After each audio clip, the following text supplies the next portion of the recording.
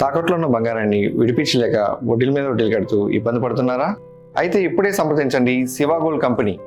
మీ నమ్మకానికి మా హామీ శివ గోల్డ్ కంపెనీ.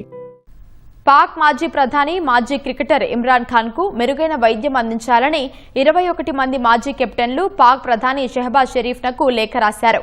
వారిలో సునీల్ గవాస్కర్, కపిల్ దేవ్లతో పాటు 9 దేశాలకు చెందిన 21 మంది మాజీ కెప్టెన్లు ఉన్నారు.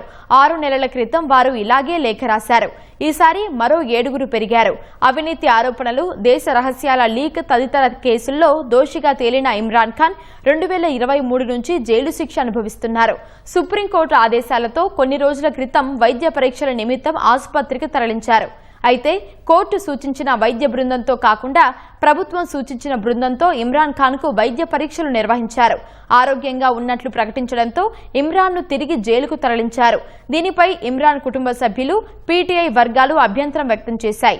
ఈ పరిణామాల నేపథ్యంలో లేఖ రాస్తున్నట్లు మాజీ కెప్టెన్లు పేర్కొన్నారు. తమకు న్యాయ ప్రక్రియలో జోక్యం చేసుకునే ఉద్దేశం లేదు, కానీ ఇమ్రాన్ ఖాన్ ఆరోగ్యానికి సంబంధించి 3 డిమాండ్లను దృష్టిలో ఉంచుకోవాలన్నారు.